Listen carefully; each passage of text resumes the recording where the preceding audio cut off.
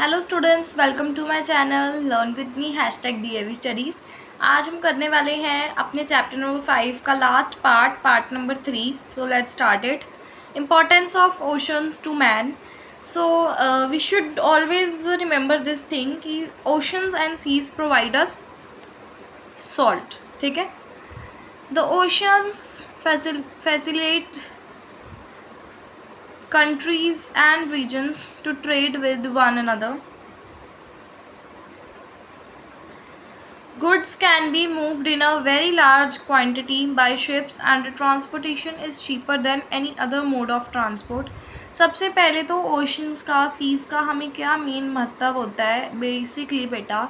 Goods मतलब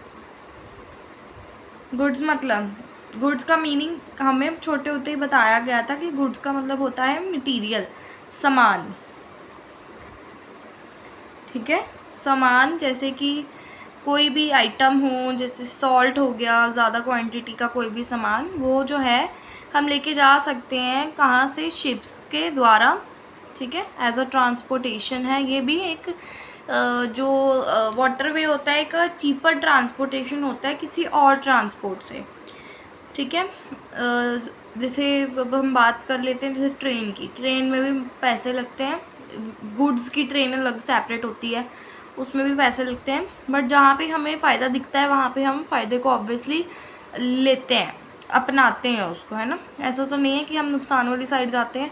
तो यहाँ पे हमारे पास एक फ़ायदा होता है कि शिप्स के द्वारा आप भेज सकते हो सामान को किस चीपर साइड से, क्योंकि ये चीपर होता है।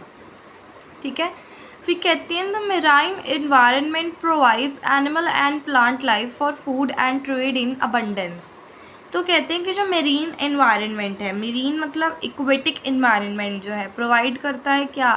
एनिमल को, प्लांट को life for food and trade in abundance. ठीक है, फिर कहते हैं the oceans thus are a valuable source of food. जो ओशंस हैं वो एक बहुत ही वैल्यूएबल सोर्स है फूड की। Some valuable minerals resources are also found in oceans floor. कुछ बहुत ज़्यादा इंपॉर्टेंट वैल्यूएबल मिनरल भी हमारे यहाँ पे मिलते हैं, जैसे कि मिनरल ऑयल मिलता है, मैंगनीज मिलता है, नोड्यूल्स मिलता है, गोल्ड मिलता है यहाँ पे, प्लैटिनियम मिलता है, निकल मिलता है, कॉपर मिलता है, कोबाल्ट मिलता है, और बहुत सारे वैल्यूएबल मिनरल्स भी मिलते हैं found in different parts of the oceans. Several countries are tapping mineral oil as a source of energy in a big way. ठीक है, however the exploitation of the deep ocean floor as a source of mineral is still at an early stage. In future, it is hoped that the oceans will serve as a major source of valuable resources. ये एक hope है कि future में जो oceans हैं वो एक major source of valuable resources बन जाएंगे। ये देख लीजिए एक बार, ये है oil rig of ONGC, Mumbai में है ये। ठीक है, case study of tsunami. In December 2004, gigantic waves, the likes of which were never seen before, crashed into coastal regions in many parts of the world, washing away people, animals, and homes. There were unprecedented losses, and the whole world watched in horror. Government agencies, non-government organizations, NGOs, resident welfare associations, business organizations, shopkeepers, schools and colleges provided relief to the victims by donating money, clothes, medicines, bedding, tents, etc. Media played an important role in mobilizing public help for the victims. Do you know, huge sea waves are called tsunami. बड़ी बड़ी समुद्र की लहरें, उनको tsunami कहा जाता है। इतनी बड़ी समुद्र की लहरें जो कि पूरी एरिया को, पूरे स्टेट को तबाह कर देती हैं, ख़राब कर देती हैं। ये जापान की एक जापान की है ये वैसे पिक्चर, ठीक है। यहाँ पे लिखा है a huge sea waves are called tsunami which is a Japanese name. ये जो tsunami is a Japanese name, basically it's Japan का नेम है ये।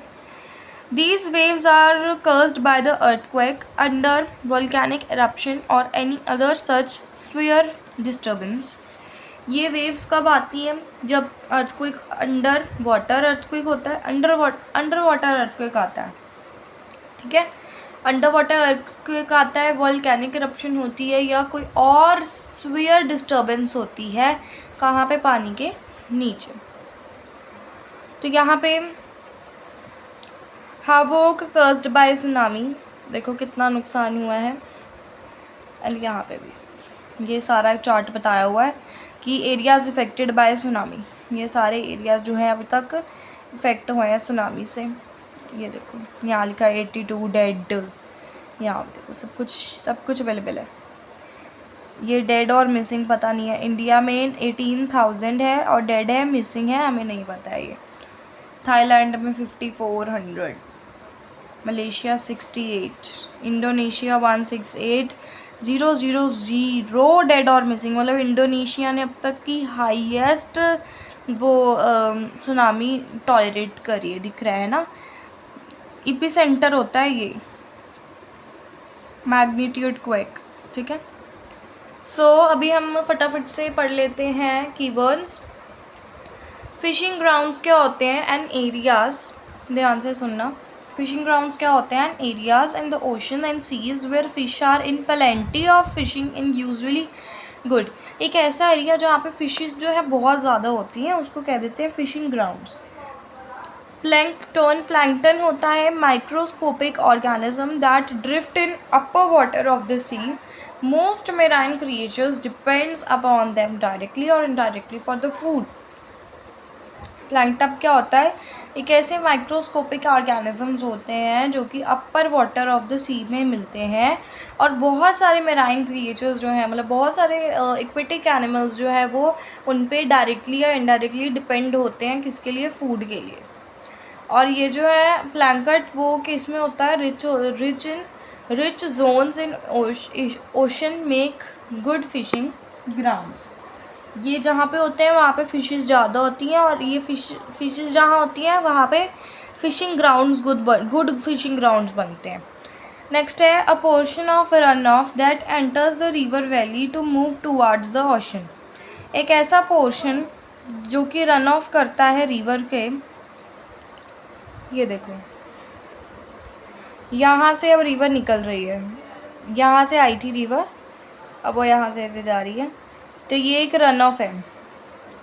अ पोर्शन ऑफ रन ऑफ, एक पोर्शन जहाँ रन ऑफ है, दैट एंटर्स अ रिवर, यहाँ पे अब रिवर है जो कि एंटर कर रहा है कहाँ पे? रिवर में।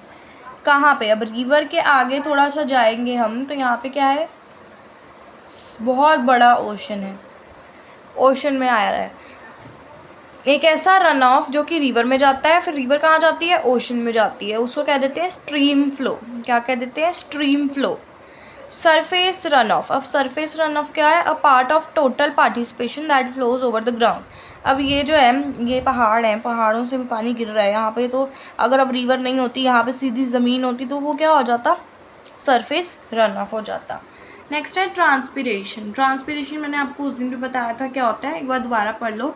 The transfer of water vapour to the air from plants. अब मैंने उस दिन भी आपको एक बात बताई थी कि जो प्लांट्स होते हैं, बारिश हो रही है, कंडेंसेशन है, बारिश हो रही है, क्लाउड से और संभाला नहीं जा रहा, वो बारिश कर रहे हैं, तो प्लांट्स अपने अंदर बारिश ले लेते हैं। अब कितनी बारिश वो अपने अंदर लेंगे? तो वो एवपोरेट कर देते हैं। और एक दूसरा कारण बन जाता है, जब बारिश नहीं आती, ड्रॉट हो जाता है, पर ग्राउंड के नीचे तो पानी होता है, तो फिर उसकी रूट्स क्या होती हैं? वो पानी ले लेती हैं। अब पानी ले लेती हैं, फिर ट्रीज़ क्या करते हैं? ऊपर भेज देते हैं, तो वो क्या है? ट्रांसपिरेशन, उसको कह देते हैं ट्रांसपिरेशन। ये टू एक होते हैं, अभी आप टू समझो, बहुत सारे मेथड्स होते हैं, बट टू अभी आप समझो, यही आपको ट्रांसपिरेशन के बारे में याद दिलाते रहेंगे। होपफुली बच्चों आपको कीवर्ड्स अब क्लियर होंगे। बेटा बैक एक्सरसाइज मैं आपको कराती हूँ इसी वीडियो में, ठीक है? हाँ जी स्टूडेंट्स, अभी हम करेंगे back exercise. So now let's start बेटा। फर्स्ट ए पार्ट करते हैं, tick the correct option. The water cycle is the continuous movement of water. Water cycle क्या होता है? एक ऐसी कंटिन्यूस मूवमेंट वाटर की. हमने अभी किया था पीछे बेटा, मैं एक बार दोबारा रिपीट कर देती हूँ. ये कंटिन्यूस मूवमेंट ऑफ वाटर को क्या कह देते हैं? Water cycle. ठीक है, हमने ऊपर पढ़ा भी है यहाँ पे, है ना टॉपिक. हीट आ रही है, हीट एनर्जी मिल रही है, वेपोरेशन हो रही है, कंडेंसेशन हुई, कंडेंसेशन से ट्रांसपोर्ट हुआ कहाँ पे? क्लाउड में, क्लाउड में दूसरे क्लाउड में, दूसरे क्लाउड से नीचे आ गई, प्रेसिपिटेशन हुई. ठीक है. नेक्स्ट है the 3 states of water are solid, liquid and gas. What turns water on the earth into vapour in the water cycle? क्या? सन क्या करता है? इवेपोरेशन, हेल्प करता है वेपोरेशन में. When clouds get too heavy to hold water they water falls on the earth. Precipitation बेटा, यहाँ पे साइड पे आप थोड़ा सा लिख भी लोगे ना प्रेसिपिटेशन, तो आपको तब भी याद रहेगा कि प्रेसिपिटेशन क्या है. ठीक है. इन coastal areas warm ocean currents causes global warming. Warm ocean current आते हैं जब, तब ग्लोबल वार्मिंग होती है. ठीक है.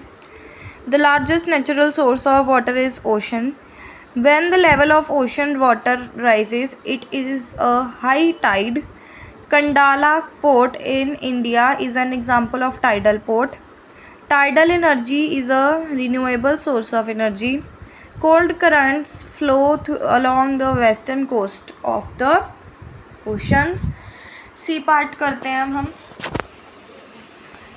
C part is a technical term for each of the following statement. The process in which water is converted to water vapor through heat and energy, that is evaporation. The continuous circulation of water in the 3 spheres of Earth is water cycle. A movement of ocean in which water particles move up and down, that is ocean waves. It is the purest form of water, that is, I think this answer is wrong. Beta, this is correct one. This is distilled water. Distilled means pure water. Okay. Next is periodic rise and fall in the level of ocean water, that is tide. That is tides लिख सकते हो, tide भी लिख सकते हो.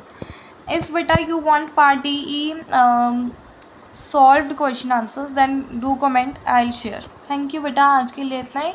We'll meet you in the next video. Thank you so much.